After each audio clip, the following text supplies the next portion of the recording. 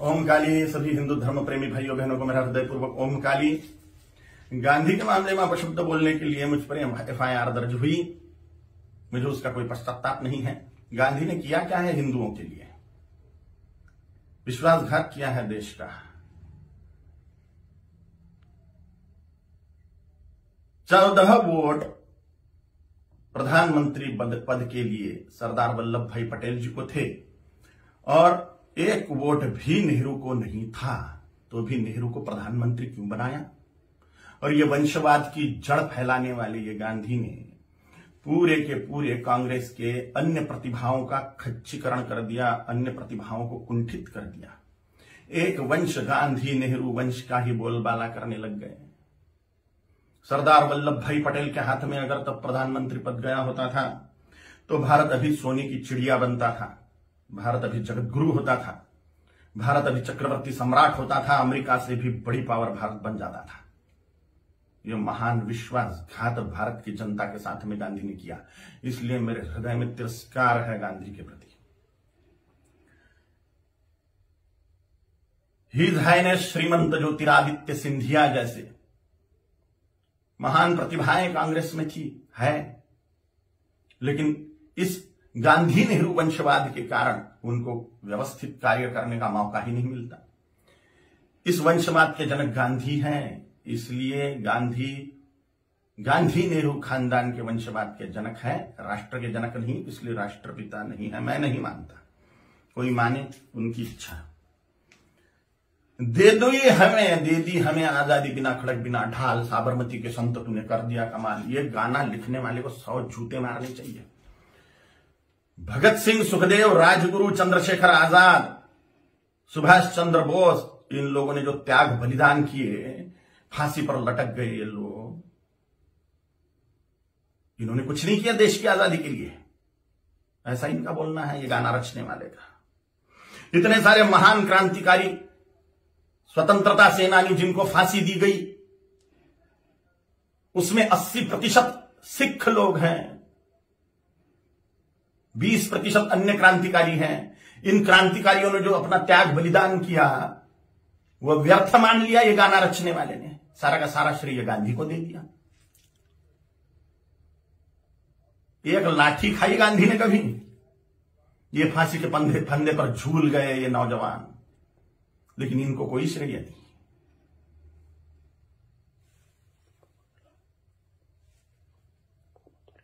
सुखदेव, राजगुरु, भगत सिंह जी की फांसी गांधी रुकवा सकते थे, लेकिन नहीं रुकवाई जानबूझ के, इसलिए तिरस्कार करता हूं मैं गांधी का।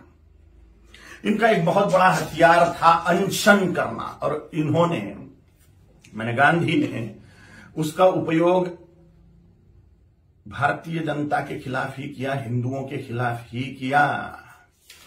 बोला था कि बंटवारा मेरी लाश पे होगा, मजहब के नाम पर जो बंटवारा हुआ पाकिस्तान बांग्लादेश का, वो मेरी लाश पे होगा, ऐसा गांधी बोलते थे। लेकिन जब बंटवारा हुआ तब गांधी जिंदा थे, और बंटवारे के समय जो दंगे हुए, लाखों करोड़ों हिंदुओं को, सिखों को काट डाला गया उसमें, और लाखों करोड़ों हिंदुओं को मार के उनकी लाशें भेजी गई।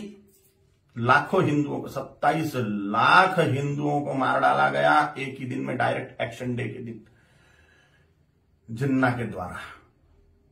और पाकिस्तान में से जो ट्रेनें आ रही थी वो लाशों से ही भरी हुई थी, महिलाओं के और पुरुषों के, बोरे के बोरे भर के महिलाओं के स्तन काटकर भेज रहे थे वहां के लोग। सामूहिक बलात्कार करी हुई महिलाएं, उनकी लाशें, उनके स्तन बोरों में भर के। और यहां गांधी अनशन कर रहे थे कि 55 करोड़ रुपए दो पाकिस्तान को।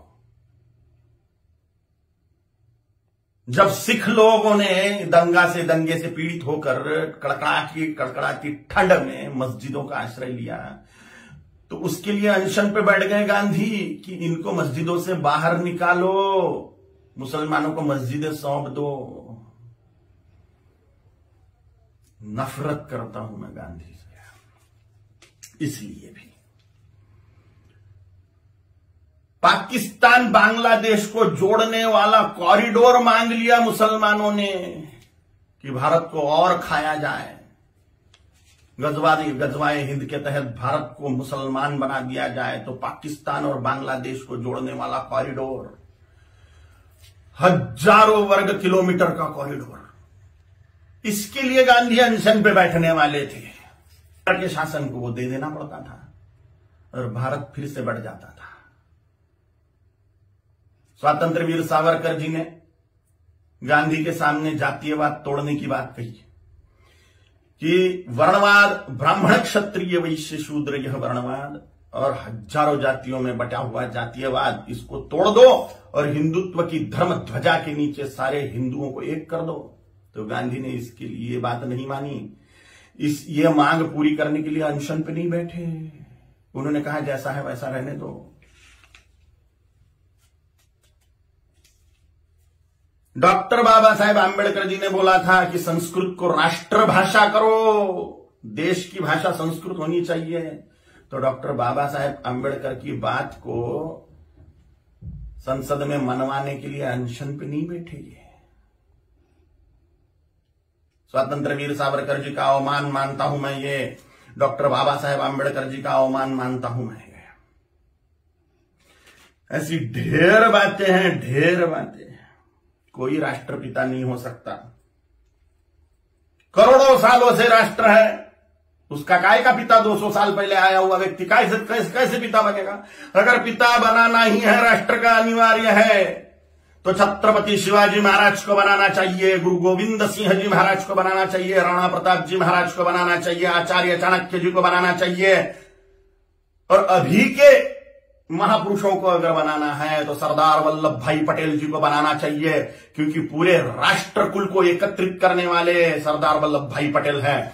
छोटी छोटी रियासतों के टुकड़ों को एकत्रित करते हुए पूरे राष्ट्र को एक सूत्र में बांधने वाले सरदार वल्लभ भाई पटेल हैं, जिन्होंने राष्ट्र में जो टुकड़े टुकड़े थे उनको एकत्रित किया। राष्ट्र कुल को एकत्रित जिस व्यक्ति ने किया उसको ही राष्ट्रपिता का सम्मान मिलना चाहिए, ना कि हिंदुओं से पार्शियलिटी करने वाले गांधी को।